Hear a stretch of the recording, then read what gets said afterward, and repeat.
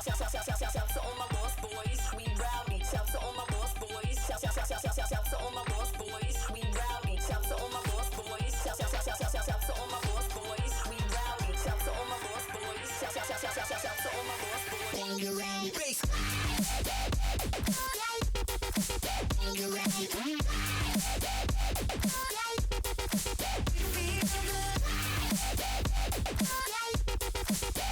ready.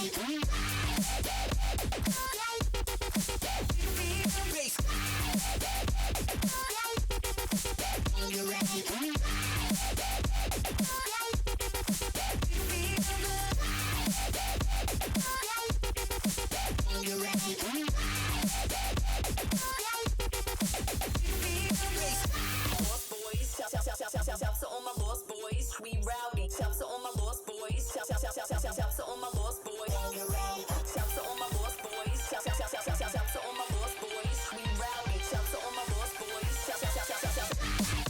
When you're ready, bass.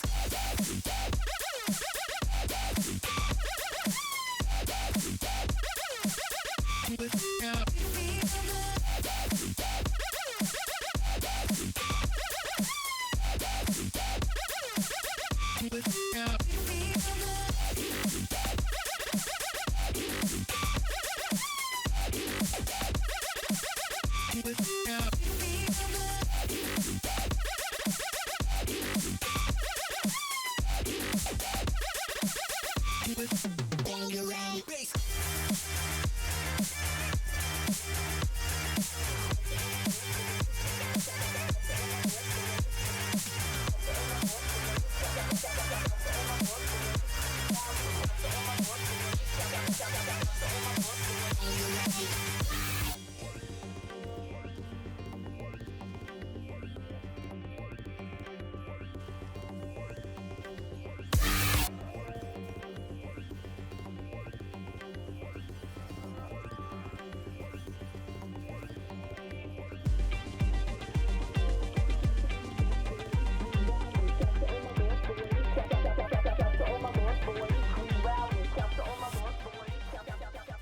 Thank you for watching my short little montage. I hope you enjoyed watching it as much as I enjoyed making it.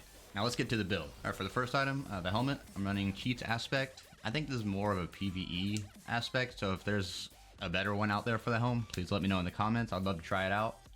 But 4 ranks of poison imbuement is huge. You always want to get as much armor as possible and life just to increase that survivability out in the fields. For the chest piece, we have the most overpowered aspect in the PvP realm, and that is the protecting aspect. When you hit while not healthy, a magical bubble is summoned around you for 5 seconds. While standing in the bubble, players are immune. Can only occur once every 90 seconds. This is how you beat high levels. Simple as that. You need to have it. For the gloves, we have Aspect of Corruption, just to further increase that poison imbuement damage, with plus 4 ranks of Twisting Blades, a critical strike chance, willpower, and chance to heal on hit. For the trousers, I'm running the unique Temerity. Effects that heal you beyond 100% life grant you a barrier up to 44% of your maximum life that lasts for 8 seconds. Now these aren't necessary, but they definitely increase your chance of survival if you're picking up what I'm putting down. For me boots, I'm running Ravager's Aspect. Shadow Step has an additional charge. Killing an enemy with Shadow Step refunds the charge and increases his damage of Shadow Step by 6% for 2 seconds up to 30%. But the main focus is just having an additional charge, because that's having an additional gap closer and an additional cleanse. Moving on to the jewelry. For the neck piece, I have Aspect of the Protector. Damaging an elite enemy grants you a barrier, absorbing up to, in this case, 6200 damage for 10 seconds. This effect can only happen once every 30 seconds. This is an ideal roll, but if you can get a higher number, obviously better. And then with a 50% increase, because it's your amulet, it just increases your survivability. Plus 3 ranks of all agility skills, which is Dash and Shadow Step, is a nice bonus. First ring, I'm running Assimilation Aspect. You have 8% increased dodge chance versus enemies affected by damage over time effects, i.e. poison. When you dodge, you gain 5 of your primary resource. The more dodge, the better, especially if you're taking on those Hoda barbarians, because they hit like a freight train, which I'm sure you're aware. For the second ring, I have Conceited Aspect. Deal 23% increased damage while you have a barrier. Synergizes with Temerity and my neck piece.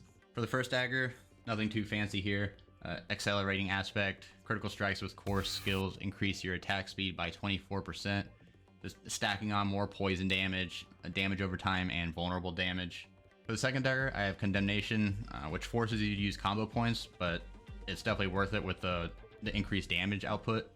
And lastly, for the two-hander, I have Blade Dancer's aspect. You definitely want to have this on your two-hander to get that 100% increase, and then the 43.5% core skill damage is nice.